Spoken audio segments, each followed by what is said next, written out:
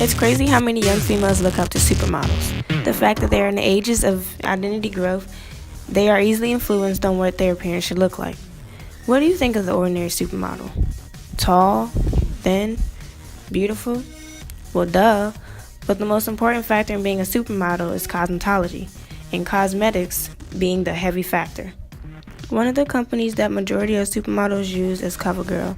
Now we realize how it started with older women. Now we have teenage models, such as the one that derived from Disney by the name of Zendaya, and we now have a male model. But to me, the name CoverGirl is a symbol of covering the girl, all the flaws in their self-image being masked. Young females are turning to makeup earlier and earlier because it is essential to this age group. What they see is makeup, reality TV shows, and technology. With that being said, they are trying to stay hip and be as popular as they can be. However, females at a young age using makeup can be very stressful. You have friends to please and a mother to hide from to get the ultimate joy of being the cover girl of your school. Maybe it's Maybelline. Maybe she's born with it. Young females depend on makeup for their identity, which could affect their self-esteem and cause identity issues. The makeup industry is very large and is a popular tool used today. It has targeted multiple female age groups, and by doing that, they create a model trap. Whether meaning to or not, they do it, and it causes problems within the identity of young females. These advertisements draw attention to the young females, and they try to become what in reality is hard to be. Basically, the ads portray cosmetics as essential and natural. In return, the use of cosmetics can change many factors in oneself. Factors such as self-esteem, self-image, and perception. Therefore, those commercials motivate them to change or make their makeup use essential to their life. Have you ever thought about how they appeal to the young female crowd? Just think about the multiple makeup commercials, reality TV shows, music videos, runway shows, models, actors, and fashion shows. Also magazines. What do you see? They all have in common the use of cosmetics. During pre-adolescent years, females are trying to find themselves. In addition, females are becoming younger and younger using makeup to hide insecurities and build self-images.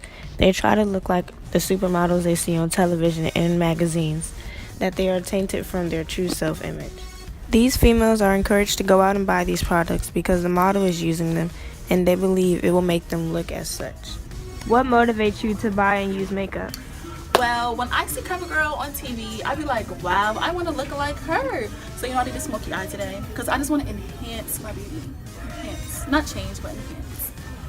In this age group, they are heavy in trying new routes to search for who they really are. And as a female, adornments are usually a part of this journey. What these adolescents don't understand is that what is under the applied makeup is their true self-image.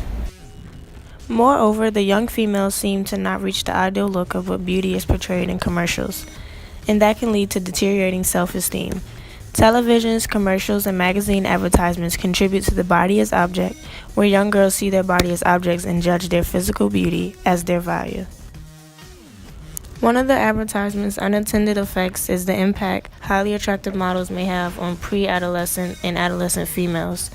These commercials utilize out-of-the-norm beauty icons to market out products that is supposed to be easy to apply and provides beauty after every use. Self-esteem is affected because they want to be the models and they will do anything to do so, such as changing their diets and even hiding their flaws through the famous practice of using cosmetics. Yes, there is a problem with younger females using makeup, but the real problem is the constant battle between one female and another. Young girls putting on lipstick from Marilyn Monroe commercial because they see how confident she is, smiling at the camera, to me shapes them into the woman they go to be. Expressing themselves by idolizing someone they think looks beautiful or looks confident and cool makes up a lot of the young females today. Marilyn Monroe was known for her Central Red lipstick and was rarely photographed without it on. With the red lipstick, her smile seemed to hide no pain. You can only see the happiness and good times through it. CoverGirl, a brand whose spokespersons are models and actresses, make commercials with women who look happy and vibrant while wearing their foundation, lipstick, and mascara. Their slogan, Easy Breezy Beautiful, is catchy and something that I'm sure pre-adolescents and adolescent females want to feel when they use their makeup. However, if they can't achieve this look, such as Marilyn Monroe, then it causes problems with how they view themselves. These commercials and television shows portray a sense of inadequacy, according to Martin and Gentry. These such feelings show incapacity, self-shame, and even disgust to oneself, which eventually leads to negative self-esteem and poor relations within self and others. Makeup can help a woman's self-esteem, but it greatly destroys it. To some females, makeup is used as a boost. It can be a boost to their already confident personality or a boost to a confidence that is deteriorating. The everyday routine of applying makeup masks your true identity in a complicated way because it's hiding the flaws that you're identified with. I call it make it or break it because during the years of comparison, they have to find a way that makes them happy or they are broken inside. Self-esteem is affected when someone has a motive to compare to another person. Advertising basically affects females when there is a motive. They either have self-enhancement, self-improvement, or they may be reflecting on themselves, and that may cause bad self-esteem if they can't seem to look like the models that they see or portrayed on TV. And the motive comes from the period in middle school when girls are developing positive perceptions of themselves, and beauty is defined by adults to become a relevant social norm for this age group, according to Martin and Gentry. The use of makeup starts at the pre-adolescent stage. According to Rude, ritualized acts of using makeup serve to enhance appearance and personality identity construction for women. That states that women are in the process of building their identity, and cosmetics is an aid. We practice this through acts of rebellion and are following behind a mother or sister. The use of makeup is titled as ritualistic because it's used on the daily and it becomes an everyday routine. For some people, makeup use is a part of their everyday life, and for some people, it's used on weddings and certain ceremonial events and homecomings. One may ask why a little girl wants to buy her first lip gloss at a young age. Well, that's because of the influence that their parents or their sister may have on them at a young age. And some girls may put on makeup to look as pretty as their older sister or mother. It's simply because young females want to be like their mother, and they start to see what females use and do as they begin to age and become more curious. The use of makeup at a younger age leads the way to adulthood. But what is the role of makeup in transitioning into adulthood, and how does it affect one's self-esteem? Teenagers are actively altering their appearance with the use of makeup. The use of cosmetics at a young age simply aids to construct personal identity and enhance their appearance. But when using makeup, some females have a set identity they want to portray, and at a young age, that is aided by the allowance of makeup, according to Gentena et al. All the participants in the research study I read stated that they used cosmetics but mainly depended on certain social gatherings. There were some who used cosmetics every day, and some who used it only on wedding days. It all depended on how they grew up with the use of makeup and how dependent on makeup they are. According to Patzer, physical attraction and self-esteem are based upon societal contexts and the different exposures that they experience with the use of makeup. Exposure could vary greatly. It could be from a household standpoint or from a peer standpoint, being that females can be exposed to cosmetics through peer pressure or through simple curiosity in their mother's bathroom. If a female does not experience exposure and separation, she may have trouble finding her identity, and that could greatly affect her self-esteem.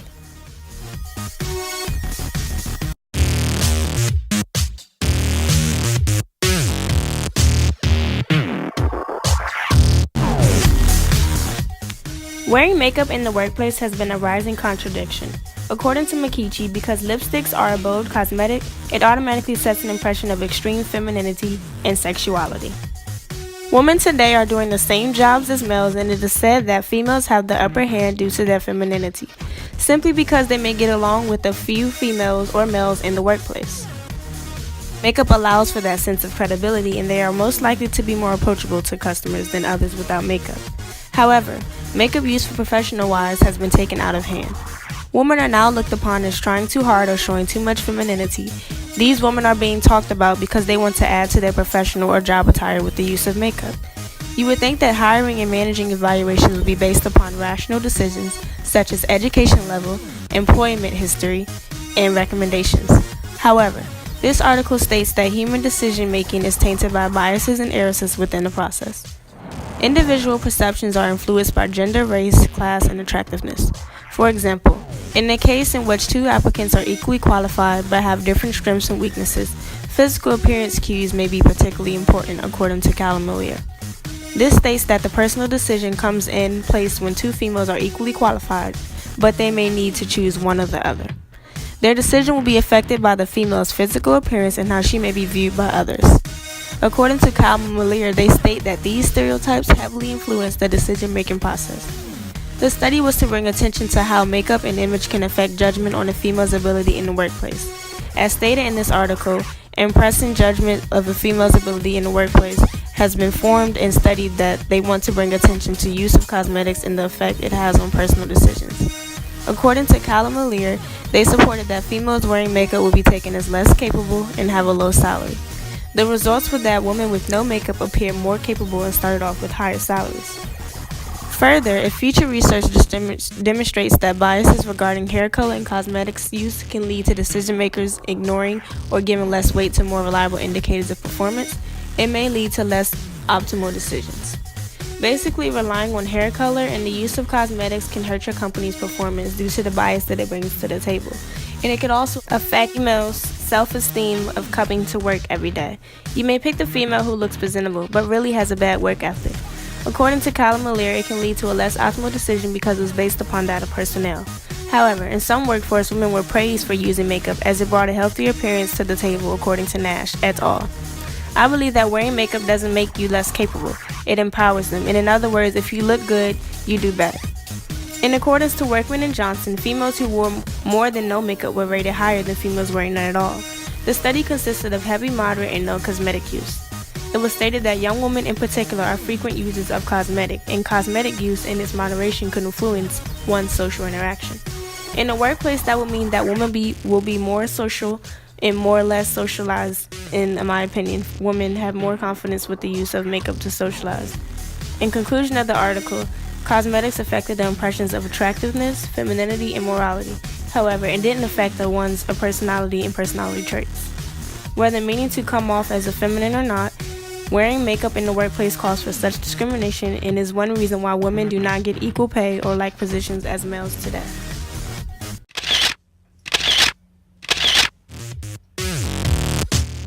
Wearing makeup out in public has become a problem. Females can't seem to get away with it. They are judged based on their appearance. That almost makes it a threat for young girls to go out on occasions and events because they feel like they are not pretty enough. Hey guys, are we going out tonight? But I can't go out. I look like crap. There is an example of how they feel. Even if I do my makeup, I'll look better. I'm about to see. Additionally, females battle with each other and that destructs their self-esteem as well. According to Martin and Gentry, females socially compare and try to be better than the other. And according to Dine et al., girls who owned makeup were perceived to be more happy and had attractive looks than those who didn't.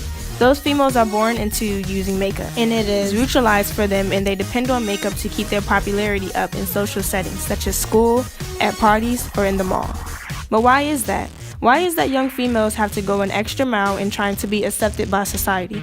It's simply because they are trying to give what they think society expects from them, and that can deteriorate one's self-esteem. Trying to please others is not okay because you start to lose yourself and not be okay with how you look. In younger females' minds, to be socially accepted, you have to be up to date, and for those who may struggle with that, causes low self-esteem as well.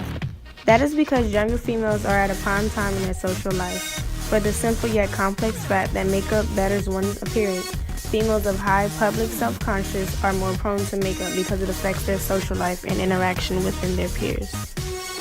According to Nash et al., females use makeup to also appeal to their male crushes. Even though they want to look beautiful for themselves, about 10% of that motivation is to get attention from their crush. As in the study I read, males were the main participant who responded in the perceptions of cosmetic usage among women.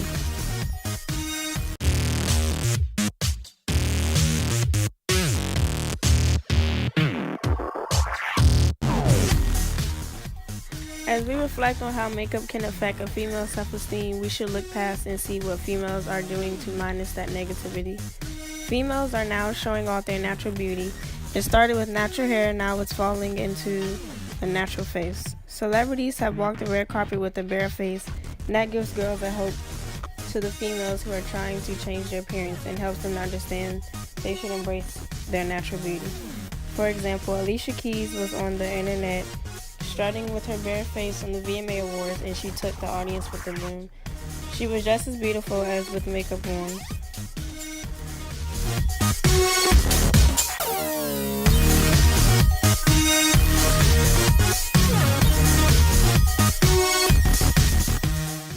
Young females should know that the motive behind the use of makeup is what's altering their self-esteem, not actually the application of it. Remember, bareface is the new easy breezy beautiful look.